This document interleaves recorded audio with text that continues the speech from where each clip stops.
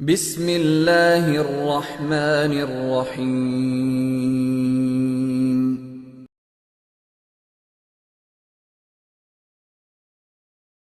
الحمد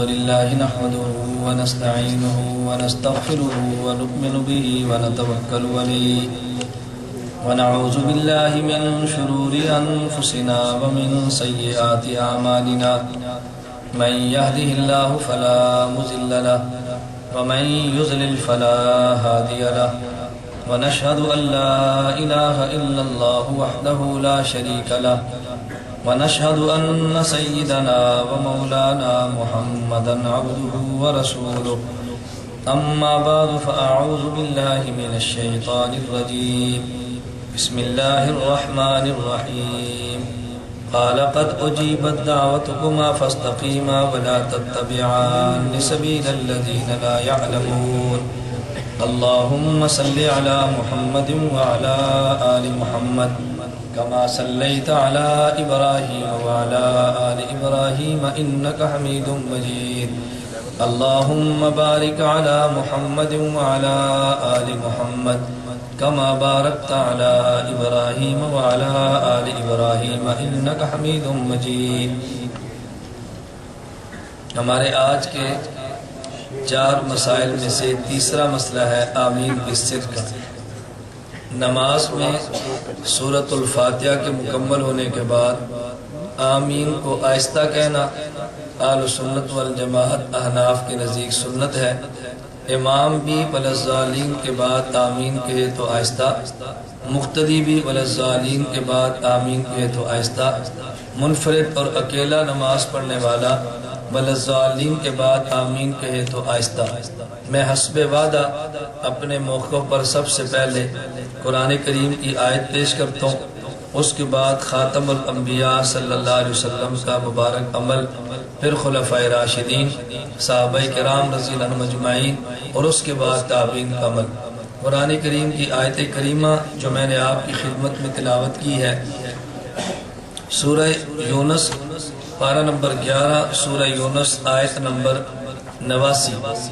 اللہ رب العزت نے حضرت موسیٰ علیہ السلام کا واقعہ نقل کیا ہے کہ جب حضرت موسیٰ علیہ السلام کی قوم پر فرعون نے حد سے زیادہ ظلم اور زیادتی کی تو حضرت موسیٰ علیہ السلام نے اللہ رب العزت سے فرعون کے لیے بد دعا کی۔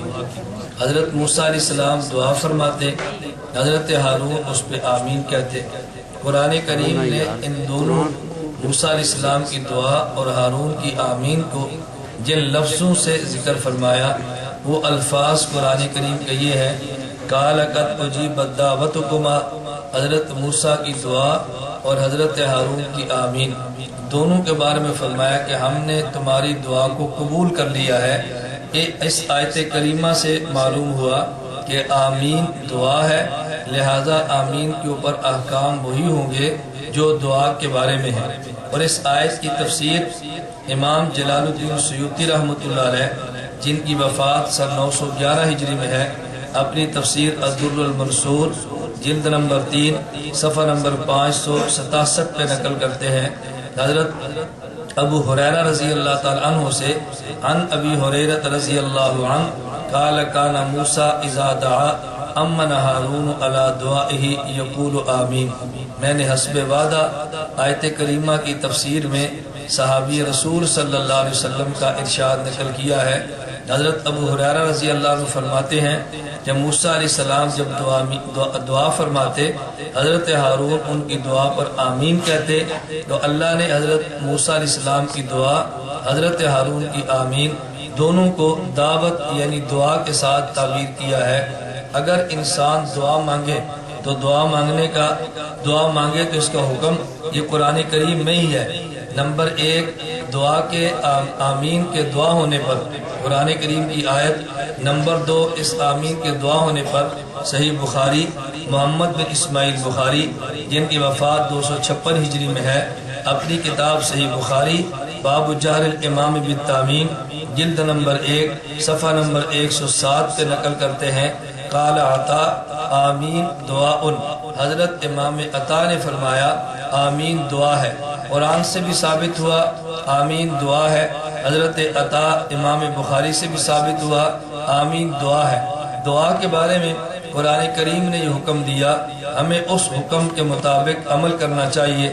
قرآن کریم میں اللہ رب العزت نے ارشاد فرمایا ادعوا ربکم تضرعا وخفیا۔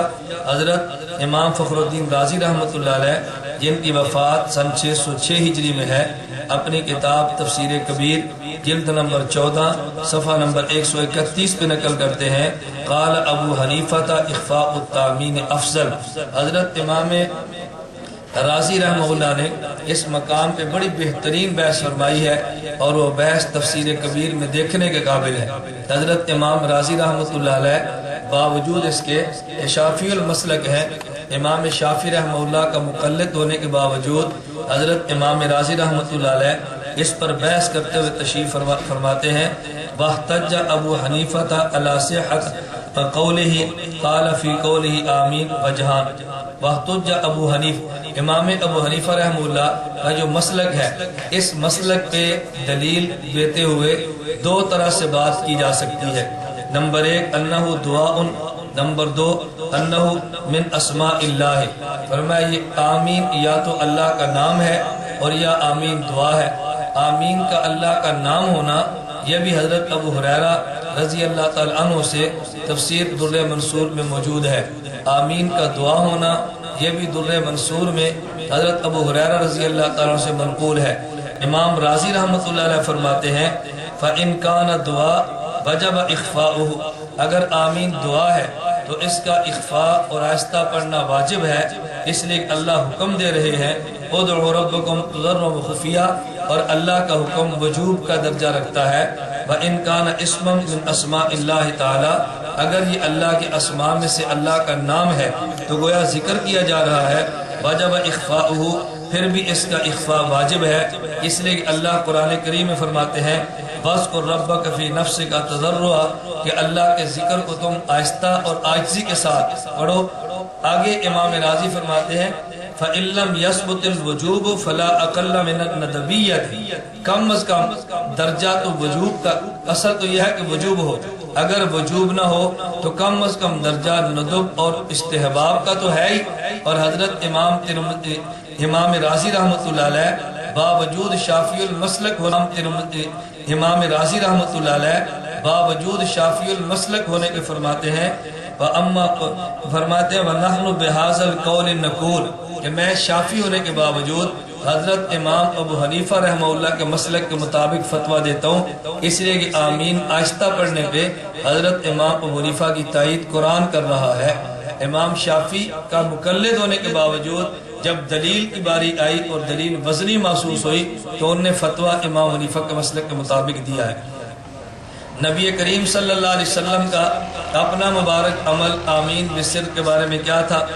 حضرت سلیمان بن داؤد بن جارود جن کی وفات سن 204 ہجری میں ہے، مسند ابی داؤد طیالسی جز 4 صفحہ نمبر 138 ان وائل قد سمعت وائلا انہ صلی مع رسول اللہ صلی اللہ علیہ وسلم فلما قرأ غیر المغضوب علیہم ولا الضالین قال آمین خفض بها صوتہ۔ حضرت وائل رضی اللہ تعالی عنہ فرماتے ہیں ان نے نبی کریم صلی اللہ علیہ وسلم کے ساتھ نماز پڑھی، جب اللہ کے پیغمبر نے غیر المغضوب علیہم ولا الضالین پڑھا تو اللہ کے پیغمبر نے آمین فرمایا، خفض بها صوتہ، آمین بلند آواز سے نہیں فرمایا بلکہ آمین کہتے وقت اللہ کے پیغمبر نے آواز کو آہستہ کیا اور اللہ کے نبی صلی اللہ علیہ وسلم نے آمین کو بے سر ادا کیا، گویا کہ نبوت کے عمل سے ثابت ہوا کہ آمین آہستہ کہنا سنت ہے۔ حضرت امام احمد بن محمد بن حنبل جن کی وفات سن 241 ہجری میں ہے، اپنی کتاب مسند احمد جلد نمبر 4 صفحہ نمبر 389 کہتے ہیں قال صلی بنا رسول اللہ صلی اللہ علیہ وسلم فلما قرأ غیر المغضوب علیہم ولا الضالین قال آمین واخفى بها صوتہ۔ حضرت وائل بن حجر نے کہا کہ میں نبی کریم صلی اللہ علیہ وسلم نے ہمیں نماز پڑھائی، جب اللہ کے پیغمبر نے غیر المغضوب علیہم ولا الضالین پڑھا تو حضور نے آمین فرمایا اور آہستہ فرمایا۔ دونوں روایت میں فرق کیا ہے؟ پہلے لفظ تھا خفض بها صوتہ، اب لفظ ہے اخفى بها صوتہ۔ خفض کا معنی بھی آہستہ ہے اور اخفا کا معنی بھی آہستہ ہے۔ اسی طرح محمد بن عبداللہ الحاکم نشاپوری جن کی وفات سن 405 ہجری میں ہے، مستدرک حاکم جلد نمبر 2 صفحہ نمبر 253 پہ حضرت وائل رضی اللہ عنہ سے حدیث نقل کرتے ہیں انہ صلی مع النبی صلی اللہ علیہ وسلم حین قال غیر المغضوب علیہم ولا الضالین قال آمین یخفض بها صوتہ نبی کریم صلی اللہ علیہ وسلم نے نماز پڑھی اور جب غیر المغضوب علیہم ولا الضالین پڑھا، اللہ کے پیغمبر نے آمین فرمایا، اور آمین کہتے وقت اللہ کے پیغمبر نے آواز کو آہستہ اور پست رکھا۔ ان 3 احادیث سے ثابت ہوا کہ نبی کریم صلی اللہ علیہ وسلم کا اپنا مبارک عمل وہ آمین کو آہستہ کہنے کا تھا۔ حضرت سلیمان بن اشعث جن کی وفات سن 275 ہجری میں ہے، اپنی کتاب سنن ابی داؤد باب السکتۃ عند الافتتاح جلد نمبر 1 صفحہ نمبر 120 پہ حضرت سمرہ بن جندب رضی اللہ تعالی عنہ سے حدیث مبارک نقل کی ہے انہ حفظ عن رسول اللہ صلی اللہ علیہ وسلم سکتتین سکتتن اذا کبر و سکتتن اذا فرغ من قراءت غیر المغضوب علیہم ولا الضالین۔ اس حدیث مبارک کو ذرا سمجھے۔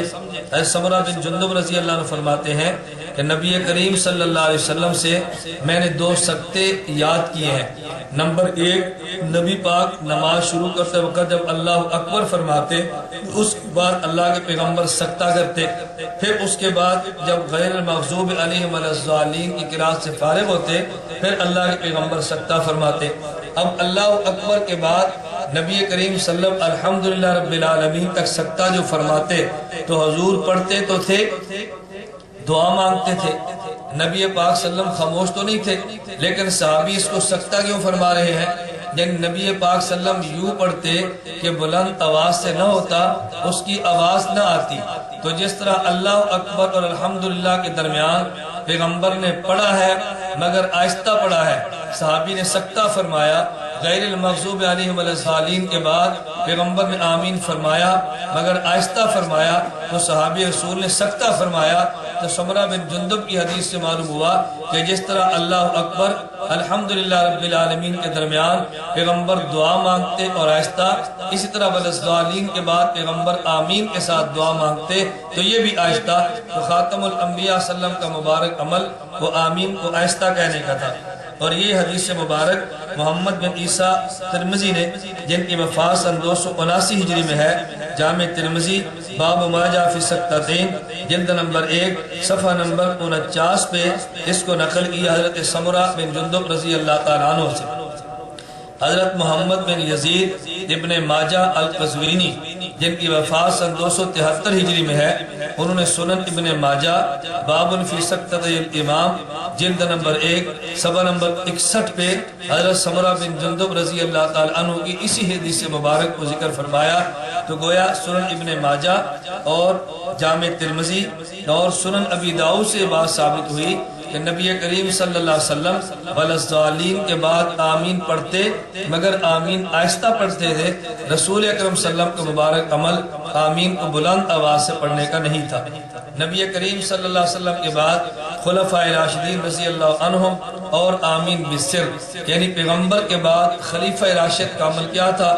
حضرت امام احمد بن محمد الطحاوی جن کی وفات سن 321 ہجری میں ہے، اپنی کتاب شرح معانی الآثار باب القراءۃ بسم اللہ الرحمن الرحیم فی الصلاۃ جلد نمبر 1 صفحہ نمبر 150 پہ فرماتے ہیں عن ابی وائل قال کان عمر و علی رضی اللہ عنہما لا یجہران بسم اللہ الرحمن الرحیم ولا بالتعوذ ولا بالتامین۔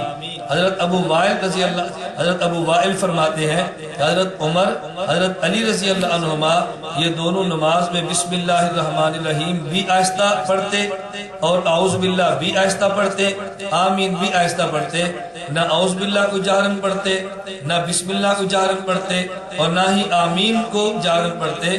اور اسی طرح حضرت امام عبدالرزاق بن حمام نے مصنف عبدالرزاق جلد نمبر 2 صفحہ 57 پہ حضرت ابراہیم سے نقل کیا ہے، تابعی ہے ابراہیم، فرماتا ہے 5 مقامات وہ ہیں جن کو آہستہ پڑھا جاتا ہے، نمبر 1 سبحانک اللہ و بحمدک، نمبر 2 التعوذ، نمبر 3 بسم اللہ الرحمن الرحیم، نمبر 4 آمین، نمبر 5 اللہم ربنا لک الحمد۔ تو خلفۂ راشدین کا مبارک عمل بھی آمین کو آہستہ پڑھنے کا ہے، ابراہیم تابی کا فتویٰ بھی آمین کو آہستہ پڑھنے کا ہے۔ خلاصہ درار یہ ہے، قرآن کریم کی آیت قال قد اجیبت دعوتکما سے ثابت ہوا آمین دعا ہے۔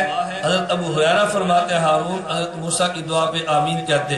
نمبر 2 حضرت امام بخاری کی قال اتا آمین سے ثابت ہوا کہ آمین دعا آمین دعا ہے، اور دعا کو آہستہ مانگنے کا حکم قرآن کریم میں موجود ہے۔ ادعوا ربکم تضرعا وخفیا، نبی پاک صلی اللہ علیہ وسلم کا عمل آمین کو آہستہ کہنے کا، خلفائے راشدین کا مبارک عمل آمین کے آہستہ کہنے کا، تابی کا عمل اور تابی کا فتویٰ آمین کو آہستہ کہنے کا۔ قرآن کریم، احادیث پیغمبر، خلفائے راشدین اور تابی کے فتوے کے مطابق اللہ رب العزت ہمیں نماز میں نبی کریم صلی اللہ علیہ وسلم کی سنت کے مطابق آمین کو آہستہ پڑھنے کی توفیق عطا فرمائے۔ اللہ ہم سب کو حضور اکرم صلی اللہ علیہ وسلم کی سنت پر عمل کی توفیق عطا فرمائے۔ یہ میں نے بڑے اختصار کے ساتھ دلائل آپ کی خدمت میں پیش کیے ہیں، جس سے ثابت ہوا کہ آمین انسان کو نماز میں آہستہ پڑھنی چاہیے۔ حضرت وائل بن حجر رضی اللہ تعالیٰ عنہ کی جو حدیث مبارک میں نے آپ کی خدمت میں پیش کی ہے، حضرت وائل بن حجر رضی اللہ تعالیٰ عنہ فرماتے ہیں کہ نبی کریم صلی اللہ علیہ وسلم نے آمین فرمایا، لیکن یہ آمین آہستہ تھا۔ آپ حضرات جامع ترمذی میں دیکھیں، حضرت امام ترمذی رحمۃ اللہ علیہ نے آمین بالجہر کا باب بھی قائم کیا ہے اور آمین بالسر کا باب بھی قائم کیا ہے۔ آمین بالسر میں وائل بن حجر رضی اللہ عنہ کی روایت نقل کی ہے۔ بہت سارے احباب کہتے ہیں حضرت امام ترمذی رحمۃ اللہ علیہ نے حدیث وائل جس میں آمین آہستہ پڑھنے کا ذکر ہے، اس کو ذکر کیا اور اس پہ ایک بڑا مضبوط دلیل اعتراض کیا ہے۔ اس کی سند پہ وہ اعتراض کیا ہے؟ وائل بن حجر کی روایت میں حضرت امام شعبہ نے درمیان میں راویات حجر ان کی کنیت نقل کی ہے ابو العنبس۔ امام ترمذی فرماتے ہیں یہ خطا ہے، یہ امام ترمذی فرماتے ہیں خطا ہے۔ حجر کی کنیت ابو العنبس نہیں ہے، بلکہ حجر کی کنیت ان کی کنیت ابو العنبس نہیں ہے، امام ابن حجر ان کی کنیت ابو سکن ہے۔ تو امام ترمذی سے خطا ہوئی۔ امام ترمذی رحمہ اللہ فرماتے ہیں شعبہ سے خطا ہے، تو کہتا ہے جب راوی سند بیان کرتے میں خطا سے کام لے رہا ہے تو ممکن ہے حدیث کا متن بیان کرنے میں اس نے خطا سے کام لیا ہو۔ ہم کہتے ہیں حضرت امام ترمذی رحمۃ اللہ علیہ کی یہ اپنی خطا ہے، اس کی وجہ حضرت امام شعبہ رحمۃ اللہ علیہ یہ اپنی خطا ہے، اس کی وجہ حضرت امام شعبہ رحمۃ اللہ علیہ حجر کی جو کنیت ابو العنبس نقل کرتے ہیں اس میں شعبہ منفرد اور تنہا نہیں ہے، بلکہ جس طرح امام شعبہ نے ابو العنبس ان کی کنیت نقل کی ہے، اسی طرح سفیان ثوری نے بھی ابو العنبس کنیت نقل کی ہے۔ ابو داؤد جلد نمبر 1 صفحہ نمبر 141 پہ روایت موجود ہے۔ اور اگر امام شعبہ امام سفیان ثوری ابو العنبس کنیت نقل کریں تو ممکن ہے آپ کے ذہن میں وہ سوال باقی رہ جائے کہ امام ترمذی فرماتے تھے یہ ان کی کنیت تو ابو سکن ہے، ابو العنبس ہے ہی نہیں، تو پھر تو دونوں نے خطا کی۔ حضرت امام ابن حجر اسقلانی رحمۃ اللہ علیہ تلخیص الحبیر جلد نمبر 1 صفحہ نمبر 237 میں امام ابن حبان رحمہ اللہ کے حوالے سے نقل کرتے ہیں حجر کی کنیت ابو العنبس بھی ہے، ابو سکن بھی ہے۔ تو جب ایک شخص کی دو کنیتیں ہیں تو امام شعبہ چاہے تو ابو العنبس نقل کر دے اور چاہے تو ابو سکن نقل کر دے، یہ امام شعبہ کی خطا نہیں ہے، بلکہ امام ترمذی کو امام شعبہ پہ اعتراض کرنے میں خطا واقع ہوئی ہے، اس لیے اس سند پر کلام نہیں ہے۔ امام شعبہ نے جو کیا بالکل درست کیا ہے، کنیت حجر کی ابو سکن بھی ہے، ابو العنبس بھی ہے، چاہے تو یہ نقل کر دے اور چاہے تو وہ نقل کر دے۔ حضرت وائل ابن حجر رضی اللہ تعالیٰ عنہ سے کہتے ہیں جس طرح تم نے حدیث مبارک حضرت وائل ابن حجر کی پیش کی ہے کہ وائل ابن حجر رضی اللہ عنہ فرماتے ہیں خاتم الانبیاء صلی اللہ علیہ وسلم والظالین کے بعد آمین آہستہ پڑھتے، تو یہی وائل ابن حجر کہتے ہیں کہ نبی کریم صلی اللہ علیہ وسلم کے ساتھ میں نماز پڑھی ہے، اللہ کے پیغمبر نے والظالین کے بعد آمین پڑھا، رفع بها صوتہ، تو نبی پاک نے آمین بلند آواز سے کی، اس میں آواز کو بلند کیا۔ اگر وائل ابن حجر سے آمین آہستہ پڑھنے کی حدیث موجود ہے تو اسی صحابی وائل ابن حجر سے بلند آواز سے آمین پڑھنے کی دلیل بھی موجود ہے. تو پھر یوں کہنا چاہیے کہ آمین آہستہ بھی سنت ہے، آمین بلند آواز سے بھی سنت ہے. تو صحابی تو وہی ہے، تو ہم نے ان کی جہر والی روایت کو کیوں چھوڑ دیا ہے؟ ہم نے کہا چھوڑا نہیں، وائل ابن حجر کی روایتیں دونوں ہیں، مگر ہم نے سر والی روایت کو لیا اور جہر والی روایت کو کیوں نہیں لیا؟ اس کی ایک وجہ یہ ہے کہ یہ جو روایت جس میں رفع بہا صوتہ کا ذکر ہے، اس کے معروف راوی حضرت امام سفیان ثوری رحمہ اللہ تعالی ہے. اور امام سفیان ثوری رحمہ اللہ تعالی ارشاد فرماتے، یہ ان کا اپنا فتویٰ فقہ سفیان ثوری صفحہ نمبر 561 پر موجود ہے. کہتے ہیں آمین سرن سواء کان اماما او مأموما او منفردا، کہ آمین آہستہ ہے، خواہ امام ہو، خواہ مقتدی ہو، خواہ منفرد اور اکیلا ہو. تو سفیان ثوری جو اس حدیث کا مرکزی راوی ہے وہ بھی فتویٰ اس روایت کے خلاف دے رہا ہے. تو معلوم ہوتا ہے اس روایت کا معنی وہ نہیں جو غیر مقلد سمجھے ہے، معنی وہ ہوگا جو محدثین اور امام سفیان ثوری جیسے لوگ سمجھے. کیوں؟ راوی اگر ایک روایت کو پیش کرے اور فتویٰ اس روایت کے خلاف دے دے تو حضرت امام سرخسی رحمۃ اللہ علیہ نے اصول سرخسی جلد نمبر 2 صفحہ نمبر 6 پہ لکھا ہے فَيَثْبُتُ بِعَمَلِهِ بِخِلَافِ الْحَدِيثِ نَسْخُ الْحُکْمِ، اگر راوی روایت پیش کرے اور فتویٰ روایت کے خلاف دے، یہ دلیل اس بات کی ہے اس راوی کے نزدیک وہ حدیث منسوخ ہے. تو سفیان ثوری اس حدیث کو منسوخ سمجھتے ہیں. اور دوسری اہم بات یہ سمجھے، حضرت وائل بن حجر رضی اللہ عنہ روایتیں تو دونوں نقل کرتے ہیں.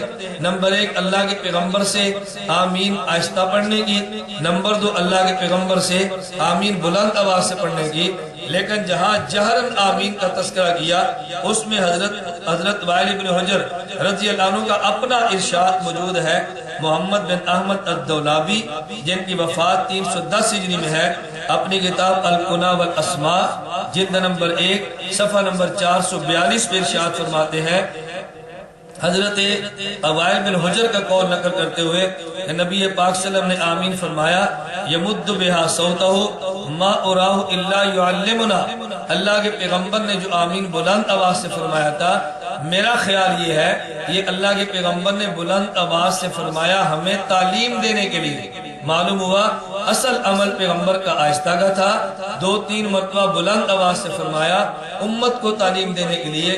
یہ بالکل ایسے ہی ہے جیسے حضرت امام بخاری رحمۃ اللہ علیہ نے صحیح بخاری جلد نمبر 1 صفحہ نمبر 105 پہ نبی کریم صلی اللہ علیہ وسلم سے نقل کیا ہے. اب ظہر کی نماز میں قرات آہستہ ہوتی ہے، جہر سے نہیں ہوتی. عصر کی نماز میں قرات آہستہ ہوتی ہے، جہر سے نہیں ہوتی. لیکن امام بخاری رحمۃ اللہ علیہ صحیح بخاری جلد نمبر 1 صفحہ نمبر 105 پہ حدیث مبارک نقل فرماتے ہیں کہ رسول اکرم صلی اللہ علیہ وسلم کبھی کبھی ظہر کی نماز میں کہتا ہے وَيُسْمِعُنَا أَحْيَانًا، صحابی فرماتے ہیں کبھی اللہ کے پیغمبر صلی اللہ علیہ وسلم ہمیں 1-2 آیتیں بلند آواز سے سنا دیتے. اب ظہر کی نماز میں تلاوت تو آہستہ ہوتی ہے، کبھی اللہ کے پیغمبر بلند آواز سے پڑھ دیتے. یہ بتانے کے لیے ان مقامات پہ میں یہ تلاوت کرتا ہوں. وائل بن حجر بھی فرماتے ہیں کہ نبی کریم صلی اللہ علیہ وسلم آمین آہستہ پڑھتے اور بلند آواز سے کبھی پڑھ دیتے. مقصود تعلیم تھا، یہ بتانے کے لیے کہ ان مقامات پہ یہ لفظ آمین میں کہتا ہوں اپنے عمل سے نبی کریم صلی اللہ علیہ وسلم نے بتا دیا.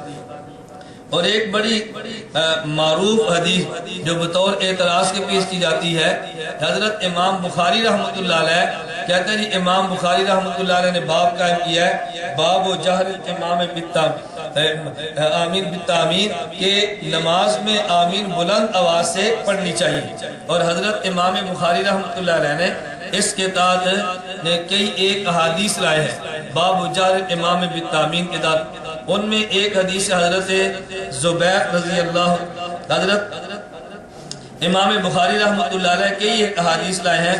ان میں سے ایک ہے ابن زبیر رضی اللہ تعالیٰ عنہ کی، ایک ہے حضرت ابو ہریرہ رضی اللہ تعالیٰ عنہ کی، اور اسی طرح یہ لائے حضرت عطا کا قول لائے ہیں. کہتے ہیں اس سے امام بخاری جہر ثابت کرنا چاہتے ہیں. سوال یہ ہے کہ ان سے جہر ثابت ہوتا ہے یا نہیں. نمبر 1 حضرت امام بخاری رحمۃ اللہ علیہ ترجمۃ الباب قائم فرماتے ہیں، اور اس کے بعد امام بخاری رحمۃ اللہ علیہ نے آگے حدیث مبارک نقل کی ہے۔ امام بخاری رحمۃ اللہ فرماتا ہے باب جار الامام بالتامین، کہ امام آمین اونچی آواز سے کہے۔ پہلی بات یہ قال عطا آمین، یہ ترجمۃ الباب کا حصہ ہے۔ عطا نے کہا آمین دعا، آمین دعا ہے۔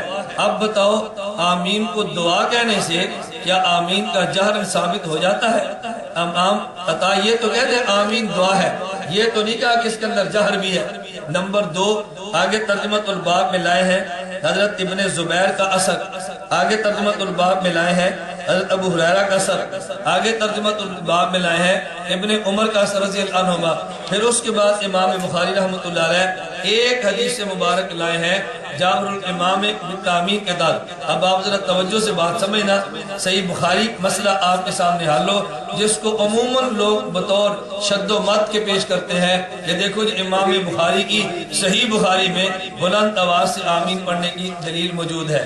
یعنی کہ نمبر 1 کہتے ہیں باب جار الامام بالتامین قال عطا آمین دعا، تو عطا نے آمین کو دعا کہا، اس سے آمین کا جار ہونا تو ثابت نہ ہوا۔